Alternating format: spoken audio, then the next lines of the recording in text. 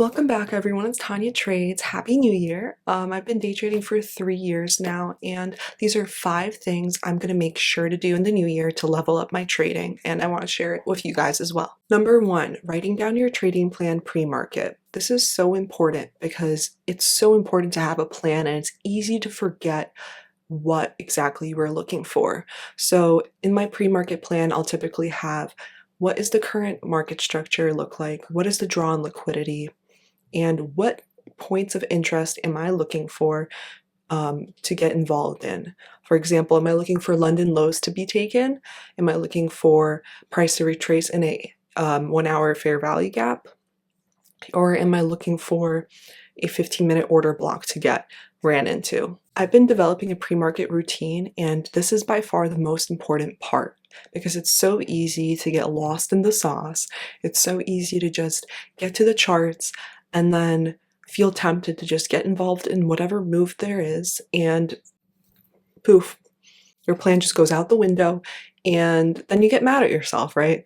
But the reason why is because you never had a well thought out plan to begin with, so no wonder this makes it more concrete, etc. That being said, it's super important to be at the charts 15 to 30 minutes before market open because it's so easy to get caught up in a move, to get to the charts and then FOMO into a trade right away because you have this urge to get involved in the move. So having a plan, you can come back and reference it before you even get engaged with price. And then also at the end of the day, you can literally come back and reference whether you followed your trading plan or not. It can be easy to be swayed emotionally by a really fast move on the smaller time frame, but if you have a written down plan, you can come back and reference whether it's at your point of interest or not. Number 2, process-based goals instead of outcome-based goals. Instead of aiming for a specific green number at the end of the day, instead, what you can do is focus on maybe keeping your funded account for 30 trading days without reaching the maximum drawdown. This way, you're literally making your goal dependent on your routine and your process and making your goal mostly about risk management rather than making money. And if you keep it that way, you're gonna have less pressure, and then anyway, in the end, you're gonna be making money because you're focusing on your risk rather than maximizing your output. Number 3, data collection. There's different types of journaling, and there's documenting the technical side, whether you're checking out whether your model that you deployed was successful or not. And there's also the mental side where you're gathering data on yourself. This is what I'm talking about. Gather data on yourself when you make a mistake. Write down what was the trigger, what were the behaviors that you exhibited, what were the thoughts going through your head, and what did you physically do at that moment, right? For example, were you breathing and sighing heavily? Were you clutching your mouse more? Were you angry? Did you say anything out loud? What was your first thought going through your head? For example, maybe you were feeling FOMO and your first thought was like, oh no, not again, right? And then the action that you did might have been that you chased the move, right? So getting this data on yourself is going to help you gather and map out your patterns. And you can figure out what are your most common mistakes and how you can literally just stop doing them. You don't exactly have to get down to the bottom of the root of every single mistake just to know what is happening exactly. So then later on you can mitigate it before you get past the point of no return, right? There's always this point on the emotional spectrum where you get to the point of no return and then you blow up your account because you can't emotionally regulate yourself anymore. By mapping out your own data on yourself and your emotions and your actions, then you can stop yourself before you blow up your account. Many people are simply not aware of themselves and their most costly errors or even what is leading up to that. So doing this one extra step is going to help you reduce your most costly mistakes and help your bottom line. Number 4, having a plan for when things go wrong.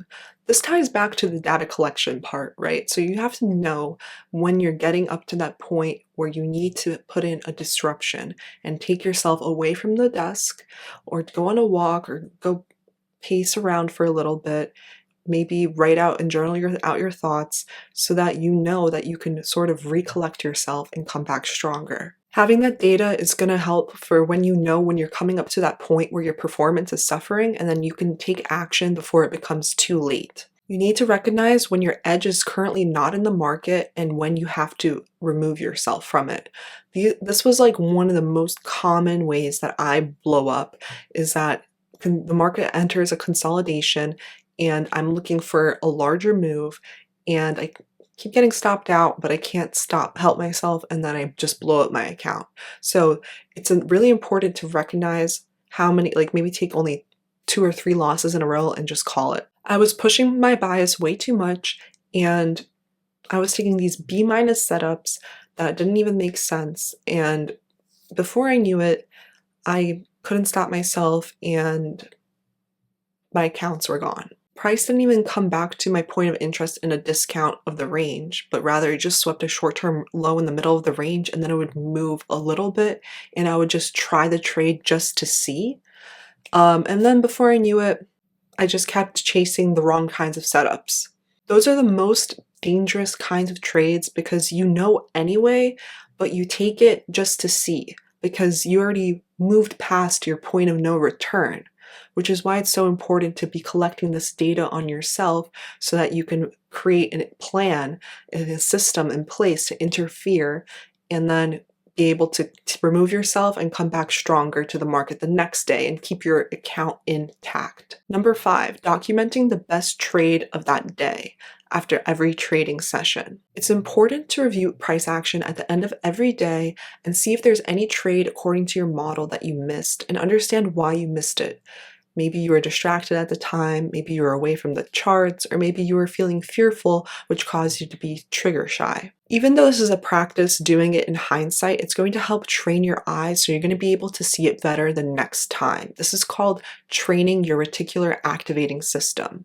This concept ties back to when you buy a certain type of shoe, and then you see so many other people also have the same kind of shoe as you. Right? So then you're going to be able to recognize your model showing up in the charts, and you'll be able to execute it with confidence the next time. So yeah, those are my 5 practices that I'm going to make sure I'm doing. And yeah, let's kill it this new year. Let's go.